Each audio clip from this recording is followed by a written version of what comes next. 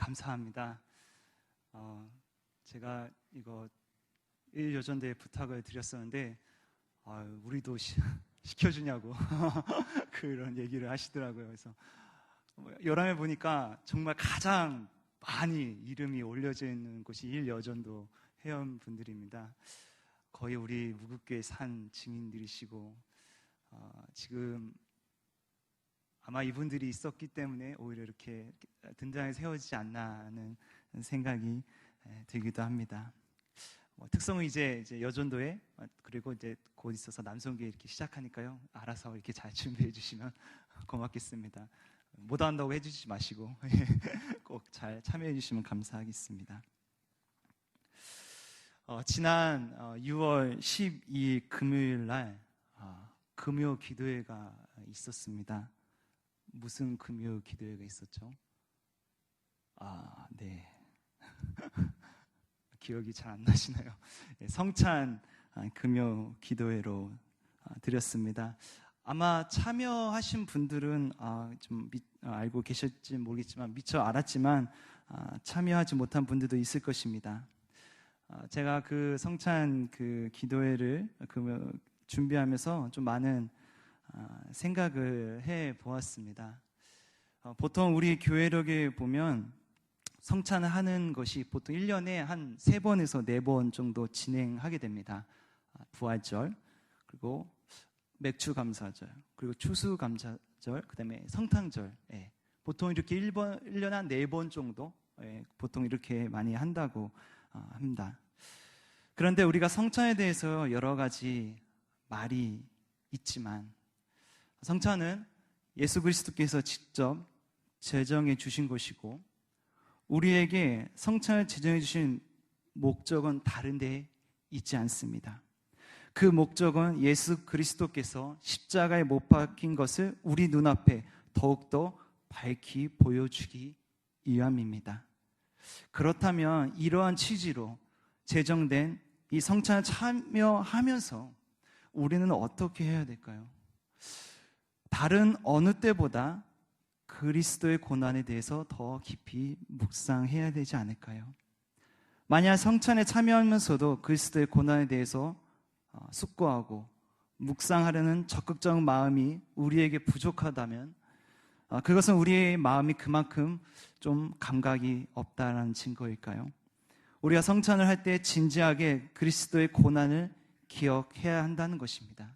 또한 이 성찬을 통해서 우리는 그리스도 안에서 한 형제이고 한 자매라는 것을, 한 공동체라는 것을 우리가 또 느끼고 또 서로 기억하는 것입니다. 오늘 본문에 보니까 제자들이 누가 크냐라는 논쟁을 하는 장면을 봅니다. 이 동일한 논쟁은 누가복음 9장에 보면 똑같이 찾아볼 수 있는데요. 그때 예수님은 자신이 장차 사람들의 손에 넘겨질 것이라고 라는 사실을 귀담아 두라고 말씀하셨지만 제자들은 그 말을 못 알아듣고 또 누가 크냐라는 논쟁을 자신들끼리 한 모습을 볼 수가 있습니다.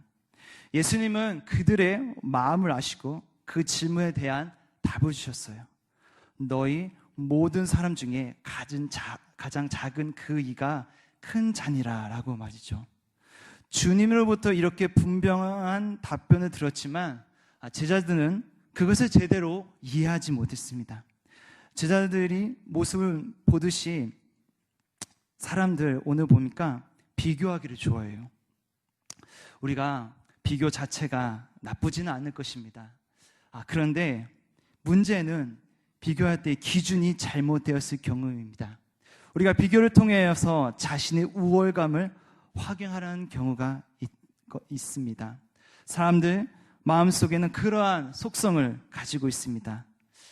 심지어 요즘에 기사를 보니까 아이들이 이런 말을 한다고 하네요. 아이들이 서로 만나보면 물어보는 게 있다고 합니다. 어떤 걸 물어보는 것 같아요? 처음에 만날 때 우리도 이렇게 서로 처음 만났을 때 뭐라고 물어봤죠? 어디 사냐고 물어봅니다. 어디 사냐고 물어보고, 그리고 어디 사냐 물어보면 무슨 동이 있죠. 어디 살아요, 어디 살아, 어디 사요. 그리고 그 다음은 어느 집에서 사냐는 거예요. 아파트에 사니? 아니면 몇 평이니? 요즘 아이들이 그렇게 물어본다고 합니다.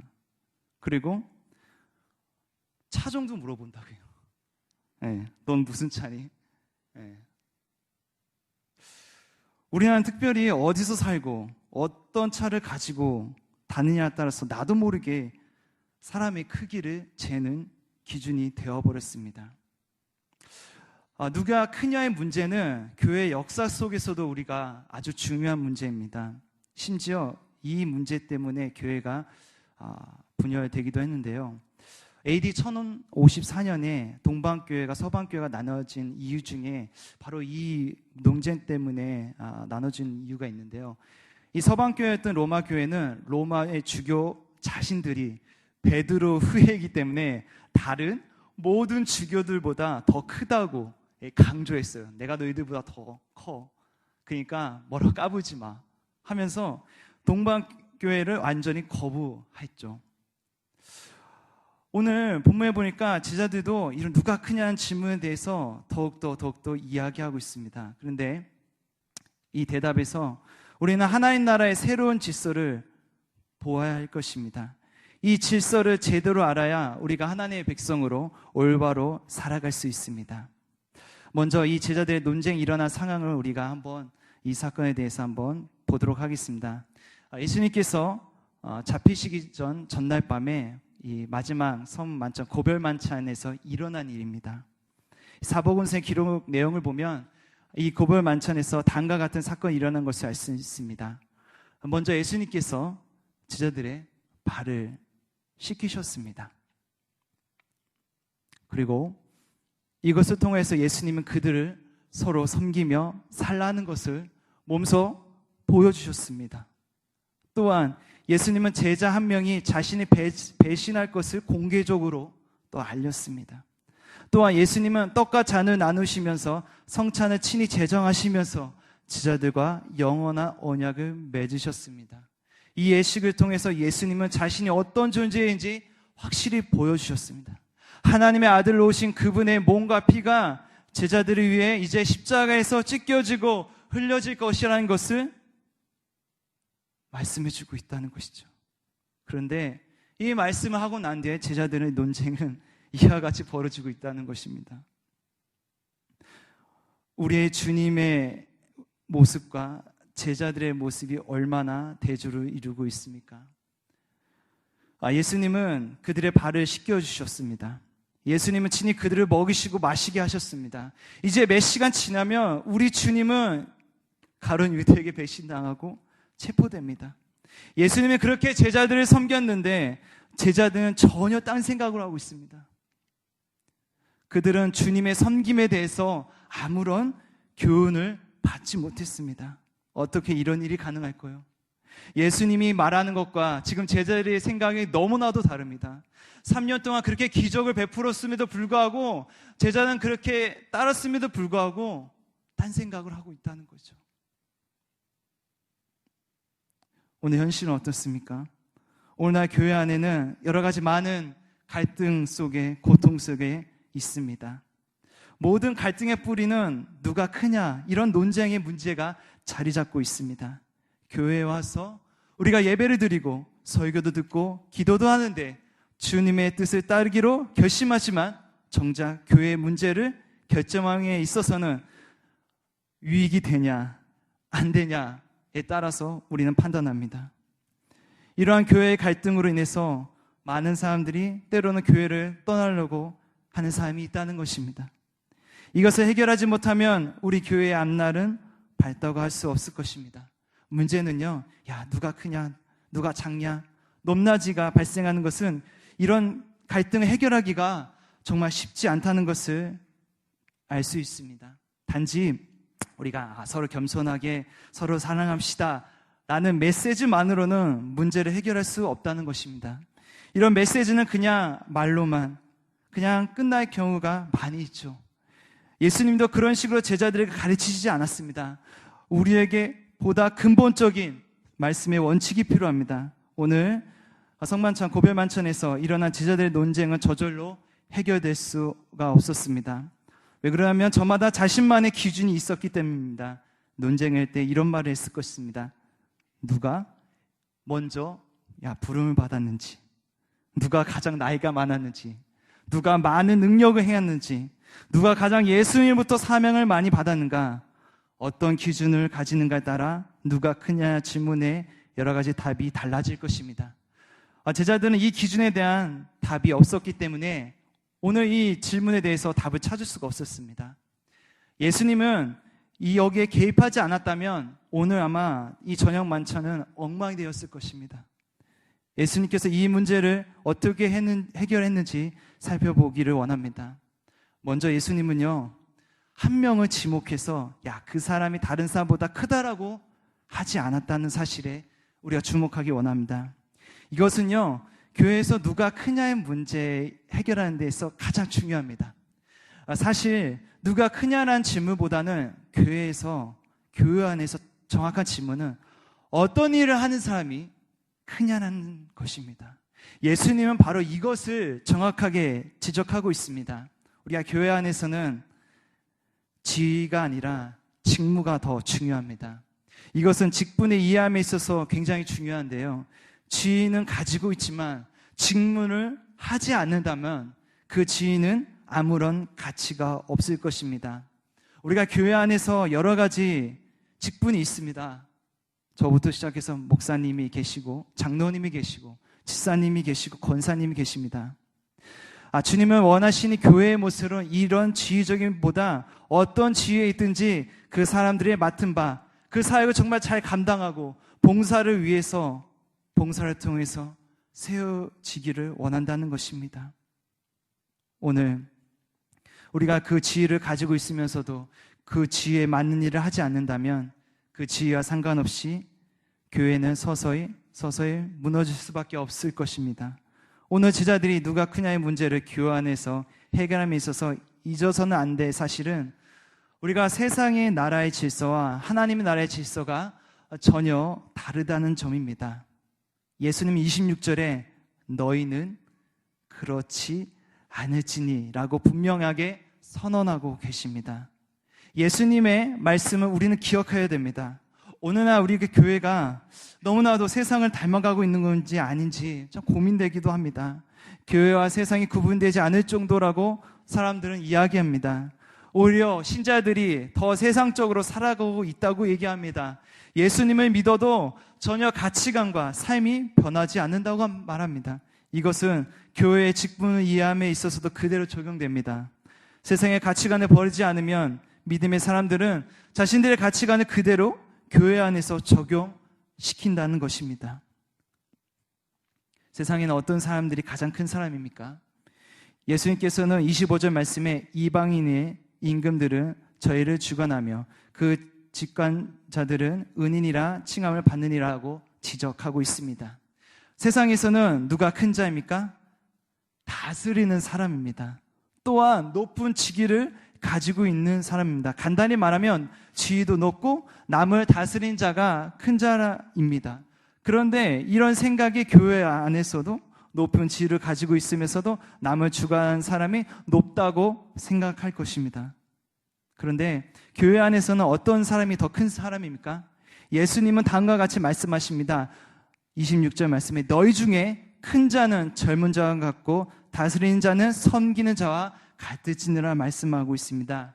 우리가 교회 안에서 큰 자는 섬기는 일을 하는 사람이 큰 자입니다.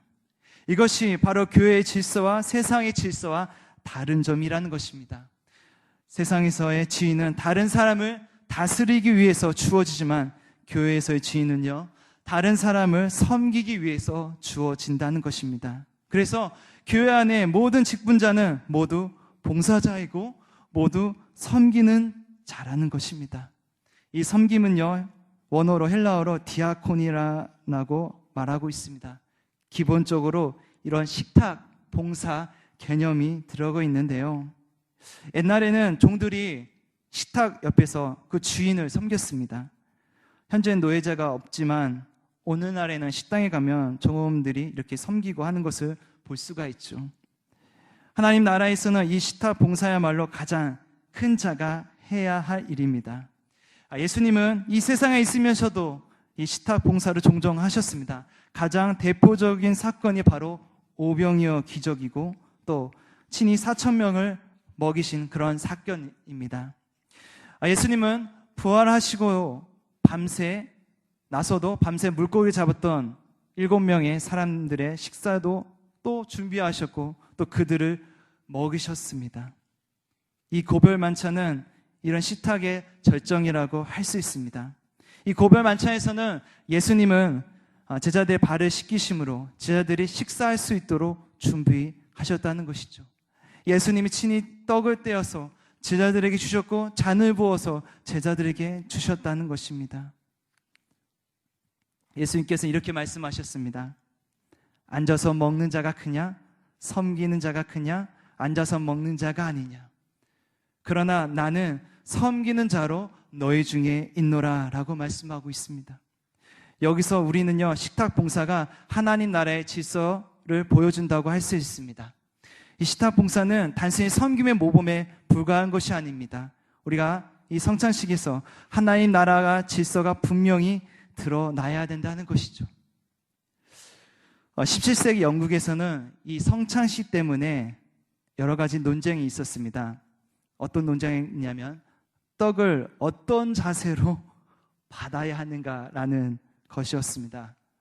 떡이 예수님의 진정한 살과 피라면 이것은 우리가 무릎을 꿇고 받아야 한다는 것을 주장하였고, 또 다른 한쪽은 성찬식에서는 섬기는 자가 더 큰 자라는 하나님 나라의 질서가 드러나야 한다면 분병과 분잔위원들이 분잔을 들고 성도들을 이렇게 나누어 주는 것이 맞다라고 이런 논쟁이 있었다고 합니다. 그래서 우리가 이렇게 분병을 하고 이렇게 받고 하는 것은 전혀 틀린 것이 아닙니다. 여러 가지 방법이 있지만 이런 논쟁도 있었다는 것을 우리가 알 수가 있습니다.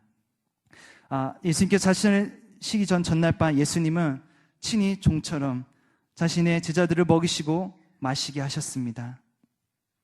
그리고 죽으시고 부활하시고 승천하신 주님은 하늘에서 이제 자신의 살과 피로 자기 백성들을 먹이시고 이제 마시게 할 것입니다. 이 성찬식은요, 어찌 보면 이 땅에 하나님의 나라의 통치가 실현되는 현장이라고 우리가 알 수가 있습니다. 예수님께서는 오늘 이렇게 말씀하셨습니다. 내 아버지께서 나라를 내게 맡기신 것도 같이 나도 너희에게 맡겨 이스라엘 12지파를 다스리려 하노라 라는 오늘 말씀이 있습니다. 예수님 아버지로부터 받은 이 권위를 이제 제자들에게 나누어 주십니다. 그 제자들이 어떤 제자입니까? 나와의 모든 시험 중에 항상 나와 함께 한 자들입니다. 예수님께서는 친히 섬김의 봄을 제자들에게 보여주셨다는 것을 알 수 있습니다. 이제는 우리가 이제 누가 크냐라는 질문을 내려놓기를 간절히 원합니다. 예수 그리스도의 십자가로 말미암아 우리는 세상과 전혀 다른 나라에 이미 들어와 있습니다. 이 나라의 질서에 따르면 섬기는 일을 하는 자가 가장 큰 자입니다. 이 섬기는 일을 통해서 주님은 자신의 교회를 든든히 세워가기를 원하십니다. 정말 하나님의 은혜와 평강이 섬기는 일에 최선을 다하는 우리 무국교회 성도들이 되기를 간절히 원합니다.